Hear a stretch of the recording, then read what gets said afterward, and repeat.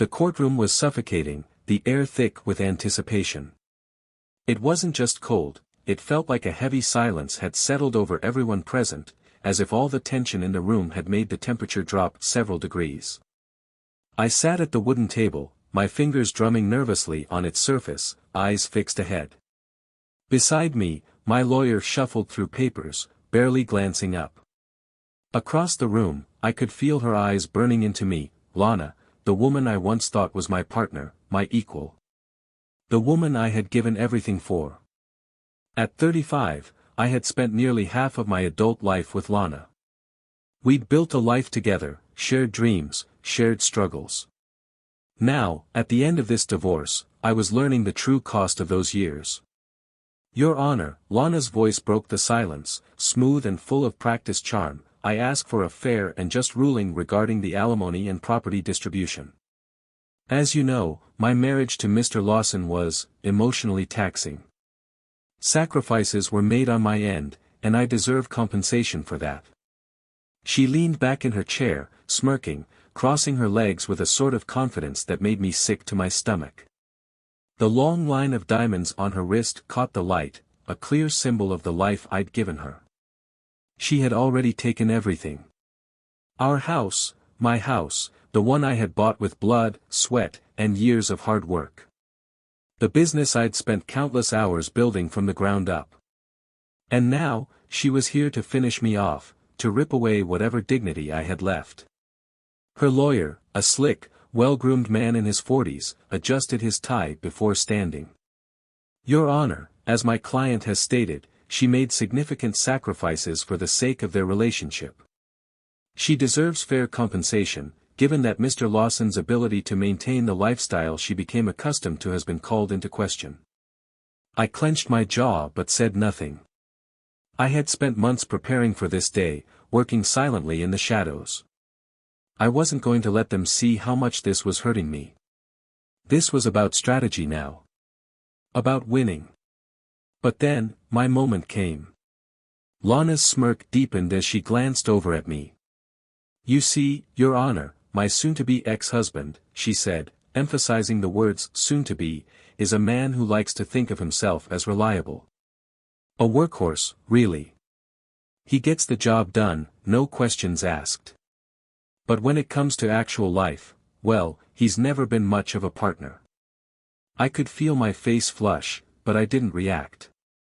Instead, I stood up slowly, walking towards the front of the courtroom. All eyes were on me now, and I could almost hear the collective breath being held. Without saying a word, I unbuttoned my shirt. A few gasps echoed in the room as I shrugged it off, revealing the hard body I had sculpted over the past year. Gone was the tired, worn-out man who had once been so easy to ignore. I had transformed myself, physically, emotionally, and mentally. The transformation had been slow, months of grueling workouts, diet plans, and self-reflection. But now, standing there, it was clear to everyone that I wasn't the man she had left behind. A tattoo stretched across my chest, a design of a wolf, breaking free from chains. It wasn't just ink. It was a symbol of everything I had fought for, of everything I had rebuilt after losing myself in that marriage. The gasp in the room was deafening. Lana's smirk faltered for a split second, just long enough for me to know that the victory was mine. The judge cleared his throat, looking at me with curiosity, though his face remained neutral. Mr. Lawson, is there a point to this? I met his gaze and nodded. Yes, Your Honor. There is. With a slow breath, I turned to face Lana. For 8 years, I gave everything to this marriage. I worked overtime while you spent your days shopping and vacationing. I gave you a lifestyle, a comfortable life. You wanted for nothing. The room was silent, every eye locked on me as I spoke. I took another breath, steadying myself. But it wasn't enough. Was it? Lana opened her mouth to speak, but I cut her off, my voice growing colder. You called me a workhorse. You said I was easy to ride. Let me show you who the workhorse really is. I reached into my pocket and pulled out a manila envelope, slamming it onto the table. "Inside this," I said, my voice clear, "are documents showing that you've been embezzling money from our joint accounts. Hidden transactions. Laundered funds. I've been watching you for months, Lana. Everything you thought you'd hidden is right here." The courtroom erupted into whispers as Lana's face drained of color. Her lawyer immediately jumped up, stammering, "Objection, Your Honor. These are unfounded accusations." "Quiet," the judge snapped, raising a hand to silence him. He turned back to me. "Mr. Lawson, are you saying these documents show criminal activity?" I nodded. "Yes, Your Honor. And I'm not just asking for the alimony request to be dismissed. I'm filing a lawsuit for damages. She's stolen from me." Lana's eyes widened as she looked around the courtroom, trying to regain control. She couldn't. Not this time. I pushed the manila envelope across the table, letting it rest in front of her. The judge began flipping through the papers. The weight of the evidence was undeniable. It wasn't just business accounts. She had used our joint funds for personal luxuries, designer clothes, vacations with her new boyfriend, even a down payment for an apartment she had planned to move into after our divorce. Everything had been signed in her name. Her mouth opened, but the words wouldn't come. "This is ridiculous," she finally spat, her voice shaking. "I didn't do this. He's making it all up." I met her gaze, calm, cold. "You want to deny it? Fine. Let's bring in the forensic accountant. I have proof of every transaction." The courtroom went silent again. I felt the weight of the moment, the satisfaction of finally turning the tables. The judge glanced at the documents, then at Lana. "Mrs. Lawson, do you have a response to these allegations?" Lana looked at me with a mix of fury and disbelief. "This is a mistake," she said, but it was clear to everyone, she knew she was caught. The judge didn't say anything at first, just nodded. "I will be reviewing these documents closely, but for now, I am freezing all assets until further investigation. Mrs. Lawson, you will not have access to your funds until this case is resolved." Lana's face turned pale. "Frozen?" she whispered, as though she couldn't process what that meant. "Yes," the judge said flatly. "That includes any joint assets, bank accounts, or business shares." I couldn't help but feel a small smirk tug at my lips as I watched her crumble, just slightly. The lawyer for the other side scrambled to recover, but there was no way out. "Your Honor," I said, my voice steady and unwavering, "there's one more thing." I reached into my pocket and pulled out a USB drive. The room fell dead silent. "This drive contains recorded conversations between my ex-wife and her boyfriend," I said, the words heavy with purpose. "It's time to bring him into this." The tension in the room could have been cut with a knife. I could feel all eyes on me as I slid the USB drive across the table toward the judge. Lana's face had turned a shade of crimson I hadn't seen before, and I could see the panic rising in her eyes. She wasn't used to being caught off guard, especially not by me. I used to be the one who always deferred, always gave in, always let her have her way. But not anymore. The judge's eyes flickered from the drive to Lana, then back to me. "Mr. Lawson," he said slowly, "you claim this drive contains incriminating conversations. Can you confirm what is on it?" I nodded, my expression hardening. "It contains audio files, Your Honor. Conversations between Lana and a man named Jake Hall, an associate of hers, someone who, as you'll hear, has been involved in not just the theft of funds, but also the manipulation of my business ventures. This man has been laundering money through offshore accounts she set up." Lana's mouth opened, but no sound came out. She was completely still, her body rigid, her eyes darting around the room like a trapped animal looking for an escape. The judge, sensing the growing weight of the situation, motioned to the court clerk. "Please play the contents of the USB drive." The clerk plugged the drive into the computer, and within moments, the room was filled with the unmistakable sound of Lana's voice. It wasn't just one conversation, it was a series of them, spanning over the course of months. In each recording, Lana spoke to Jake Hall about transferring large sums of money, hiding her tracks, and, most damning of all, her plans to secure a cushy life for herself after the divorce. It was clear she had been plotting this for a long time. Her words were clear, her voice smooth, full of the same manipulation she'd used on me for years. Jake, I'm going to take him for everything he's worth. He thinks I'm just some wife who wants alimony and a new house, but I'm smarter than that. Once I'm done with him, I'll have enough to start fresh. We'll be untouchable. Another recording played. This time, Jake's voice responded, equally confident and calculating. We've got the account set up. All you need to do is keep him distracted, and then we'll drain it all. When he's no longer useful, we'll just walk away. The room was silent as the recordings continued. Every word from Lana and Jake was a nail in the coffin of her carefully crafted lies.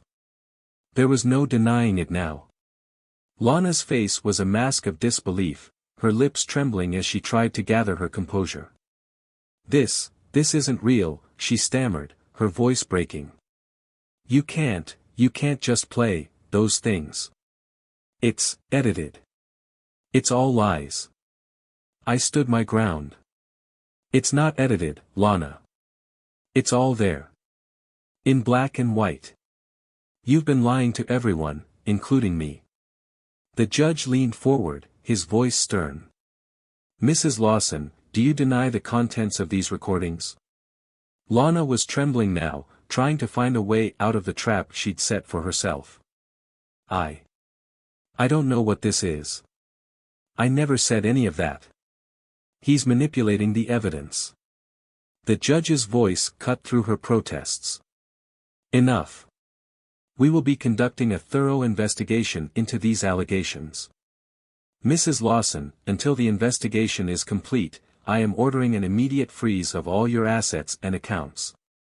You will not have access to anything until further notice. I could see Lana's world crashing down around her. The reality of her situation was starting to sink in. She had no escape, no way to spin the narrative, not when the evidence was so overwhelming. She stood up abruptly, knocking her chair over in the process, her face flushed with rage. You can't do this to me. I'll make sure you regret it, Daniel. You think you're going to ruin my life? I will destroy you for this. The words stung, but I had already prepared myself for them. This wasn't the first time she'd made threats. It wouldn't be the last, either. But now, the power had shifted. It was no longer her game. It was mine. The judge didn't flinch. I will not tolerate threats in this courtroom, Mrs. Lawson. You are to remain calm or I will hold you in contempt. Lana's hands were clenched into fists, her nails digging into her palms. She was visibly shaking, but she said nothing more, her fury boiling beneath the surface. The clerk ejected the USB drive, and the courtroom erupted into murmurs. The weight of the situation was clear to everyone. Lana was finished. I had won. Or so I thought. As I walked out of the courtroom, the sharp sounds of my footsteps echoed through the marble halls. It was over. I had exposed Lana for what she truly was, a manipulative, deceitful woman who thought she could escape consequences by exploiting the system. I had won, or at least, I thought I had. But as I stepped outside into the cold air, a voice stopped me in my tracks. Daniel Lawson. I turned around, startled by the familiarity of the voice. Standing there, in front of me, was someone I hadn't expected to see today. Jake Hall. The man from the recordings. The man who had been so confident in his ability to manipulate and control Lana, and in turn, my entire life. He looked different now, more disheveled than I remembered. His suit wasn't as sharp, his posture wasn't as confident. But his eyes, they still had that same arrogant gleam. You think you've won, huh? Jake said, stepping closer, his voice low and threatening. "You've got your little files, your little recordings. But there's more you don't know. You think exposing Lana is the end of this? You're wrong." I stood frozen, the satisfaction I'd felt earlier draining from my body. "What are you talking about?" Jake's lips curled into a twisted smile. "You've just scratched the surface. Lana's not the only one you should be worried about. There's a lot more at play here than just some stolen funds. You're playing with fire, Daniel." I felt a chill run down my spine. The sudden realization hit me like a punch to the gut. "Who else?" I demanded, trying to maintain control over my voice. Jake chuckled darkly. "You'll find out soon enough. You think you're the hero in this story? The one who got away? Think again, pal." And with that, he turned and walked away, disappearing into the city streets as if he had never been there. My heart pounded in my chest, my mind racing. The stakes had just been raised. This wasn't just about Lana anymore. It was about something bigger, something darker than I had anticipated. And I was about to find out just how deep this rabbit hole went. I couldn't shake the feeling that Jake Hall's words were more than just a last-ditch attempt to intimidate me. There was something far more sinister lurking beneath the surface. Lana wasn't the mastermind here, she was a player in a much bigger game. I spent the night unable to sleep, tossing and turning, trying to connect the dots. It wasn't just the stolen funds, or even the manipulations in the divorce settlement. There was something more, something I wasn't seeing.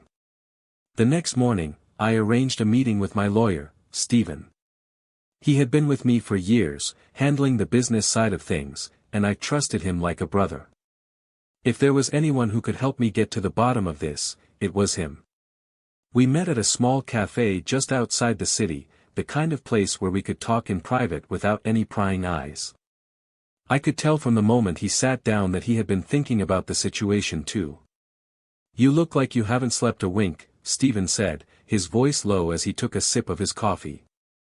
I leaned forward, glancing around before speaking. "It's not just the divorce. It's what Jake said. There's more going on than I thought. He warned me, there's someone else behind all of this." Stephen furrowed his brow. "You think Lana's just the tip of the iceberg?" "I know she is," I replied, my voice tight with frustration. "Everything's been going too smoothly for her to be running this whole thing on her own. And Jake, he's got connections. I think we're dealing with something far bigger than I first realized." Stephen stared at me for a moment, considering what I had said. "You think she's involved in something criminal? Because if we're talking about more than just fraud and money laundering, this could get complicated." "I don't know yet," I admitted, rubbing my temples. "But I need to find out who else is involved, and fast. I've got this sinking feeling that if I don't act soon, I'll be way over my head." Stephen leaned back in his chair, his eyes thoughtful. "You're right. Whoever Jake is working with doesn't want you to know what's going on. We need to dig deeper into his connections, and Lana's too. There's got to be a trail we can follow." I nodded, feeling a sense of urgency. It was clear now that this wasn't just a matter of betrayal, it was a full-blown conspiracy, one that had been carefully orchestrated for years. My life, my business, everything I had worked for, it was all at risk. "We'll need to move fast," Stephen continued. "I'll dig into Jake's background. If he's been laundering money or involved in anything illegal, we'll find a record of it. But we'll need to be careful. Whoever's behind this has resources. We don't want to put ourselves in danger." I agreed. The last thing I wanted was to become a target before we had all the information. We had to be methodical, precise. As I left the cafe and walked back to my car, my mind was racing. I had 1,000 questions, but one thing was certain, I was no longer playing the victim in this story. I was going to fight back. I had to. It took days for Stephen to gather enough information. He had pulled records, contacted some of his old sources, and even bribed a few to get the intel we needed. The deeper we dug, the darker the picture became. Jake Hall wasn't just some low-level criminal. He was involved in an underground network that spanned continents. Money laundering, illegal arms deals, cybercrime, he was a cog in a much larger machine. And Lana? She wasn't an innocent pawn either. She had been involved in shady dealings for years, but I had no idea how deep her connections ran. One evening, Stephen called me with an update. "I've got something," he said, his voice crackling with excitement. "I've traced some of the transactions back to a shell corporation. It's all tied to a man named Edward Blackwell." I froze. The name sounded familiar, but I couldn't place it. "Who is he?" I asked, my pulse quickening. Stephen's voice lowered. "Edward Blackwell is a high-ranking figure in the financial world. He's known for his shady dealings, but he's untouchable. He's got connections in every major city, lawyers, politicians, you name it. And it looks like he's been backing Lana's operations from the very beginning." I couldn't believe it. Lana had been involved with someone like that. It made sense now, the way she had manipulated everything, how she had always been so calculating, so confident in her ability to control me. "Are you saying Blackwell is behind all this?" I asked, trying to keep my voice steady. "Not just him," Stephen replied. "He's connected to a whole network. And I think Lana was working for him all along. This isn't just about money, it's about power. She was getting paid to keep you in the dark while they siphoned off millions." A sick feeling twisted in my stomach. I had been a pawn in their game, a means to an end. Everything I had thought I knew about my life, my marriage, was a lie. I had been played. "We need to get to Blackwell," I said, my mind already racing through possible ways to confront him. "I need answers." Stephen hesitated. "Daniel, this isn't just some business deal. Blackwell is dangerous. If you go after him, you'll be opening a whole new world of trouble. He has people everywhere. He doesn't care who gets hurt as long as he comes out on top." I knew he was right. But I couldn't walk away now. Too much was at stake.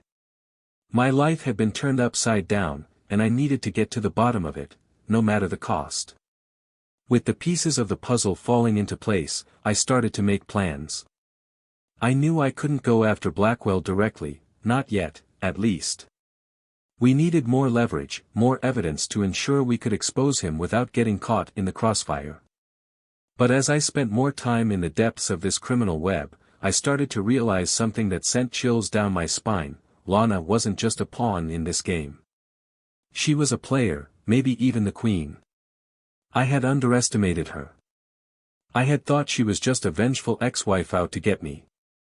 But now, it was clear, she had been orchestrating the whole thing from the start, pulling strings and manipulating everything in her path. She had known exactly what she was doing all along. And now, it seemed she was ready to make her next move. Part 7, The Final Confrontation. As the days passed, I couldn't shake the feeling that Lana was one step ahead of me. Every time I thought I had a lead, she seemed to vanish into the shadows, leaving no trace behind. The deeper I went into this dark world of criminal networks and betrayal, the more I realized how much power she had. The pieces of the puzzle started to form a clearer picture, but there was still one question that haunted me: what was her ultimate goal? Stephen and I had been tracking Blackwell's movements, trying to gather enough evidence to bring him down. But something didn't add up. Lana wasn't just acting out of greed or vengeance, there was something more personal driving her, something I couldn't quite grasp. I knew she had used me as a stepping stone in her own rise to power, but was that really all there was to it? I spent sleepless nights thinking about the past, about how everything had unfolded. Then, one evening, as I sat in my office reviewing the evidence Stephen had gathered, I received an unexpected message from an anonymous number. It was a single sentence. "If you want answers, meet me at the old warehouse by the docks at midnight." There was no name, no signature. Just a chilling sense of urgency. I hesitated for a moment. It could be a trap, but at this point, I had no choice. I needed answers, and this could be the break I'd been waiting for. My heart pounded in my chest as I grabbed my coat and made my way to the docks, unsure of what I would find. The warehouse was dark, its rusted metal exterior looming like a forgotten relic of the past. As I stepped inside, the air was thick with dust and a faint smell of decay. I could hear the sound of footsteps echoing from somewhere deeper in the shadows. Then, a figure emerged from the darkness. It was Lana. She was dressed in all black, her eyes sharp and calculating, as if she had been waiting for me. I could feel the tension in the air, the weight of everything that had led to this moment. "Daniel," she said, her voice cool and detached. "You finally decided to show up." I clenched my fists. "Why, Lana? Why all of this? Why ruin my life like this?" She took a step closer, her gaze never leaving mine. "You think this was just about you?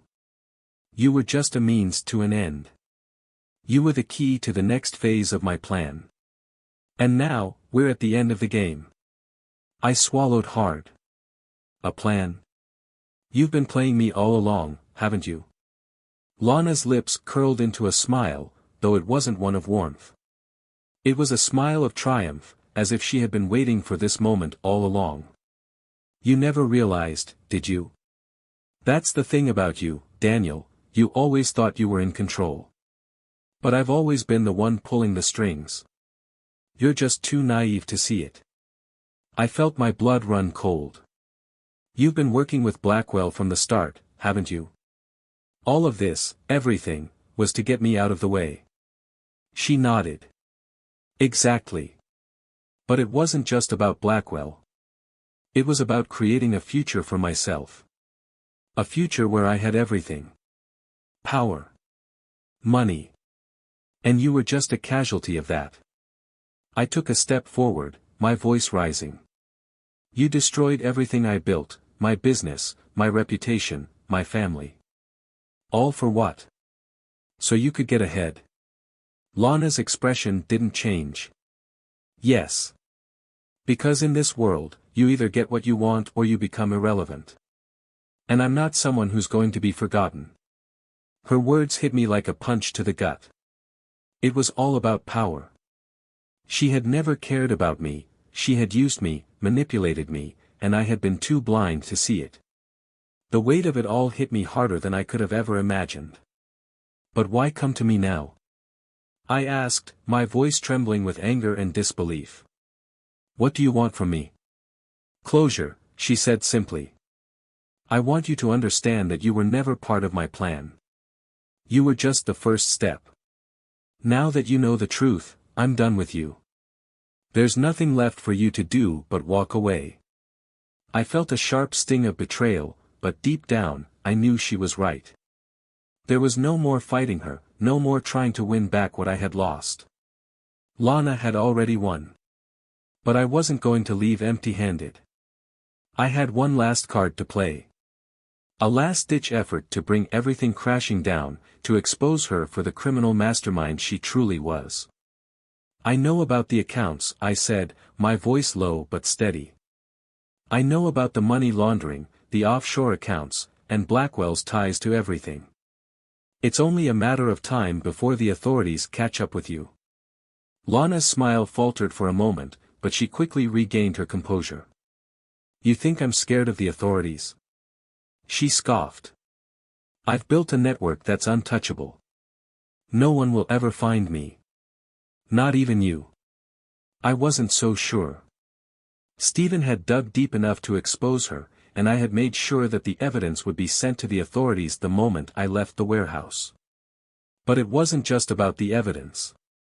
It was about her arrogance, her belief that she was invincible. "You're not invincible," I said, locking eyes with her. "You've been playing the wrong game, Lana. And in the end, it's going to be you who loses." Lana's face darkened. "You think you can win? This game is over." I didn't respond. I just turned and walked away, my heart heavy with the knowledge that everything I had worked for was gone. But at least I had one thing left, my integrity. As I left the warehouse behind, I didn't feel victorious. There was no sense of triumph, no feeling of satisfaction. What had happened to me, to my life, was irreversible. The damage had been done. The authorities moved in within hours. Lana's network was dismantled, Blackwell's empire began to crumble, and the truth about the vast criminal enterprise that had been operating under everyone's noses was finally revealed. But for me, the cost had been too high. My business, my family, it was all gone. I had lost everything I had once held dear. And though I had fought to expose the truth, it felt like the final victory had come at a much greater personal cost. In the end, the story of my life wasn't about winning or losing. It was about survival. And no matter how much I had lost, I had survived. I had learned that sometimes, the game you're playing isn't the one you think it is. And no matter how hard you fight, some battles are lost before they even begin. Months passed, and I slowly began to rebuild my life from the ashes. It wasn't easy. Every step forward was filled with obstacles. But one thing was certain, I would never let anyone manipulate me again. Lana had thought she had won, but in the end, it was me who came out stronger. I didn't need to play in her world to succeed. I had my own path now. And though I would never forget the betrayal, I knew that I could move forward, no matter what. Thanks so much for watching. I hope you enjoyed this story. If you did, please hit the like button and share your thoughts in the comments below. I would love to hear what you think. Your feedback really helps me create better content for you. Don't forget to subscribe so you never miss an update. Thanks again and see you in the next video. Take care.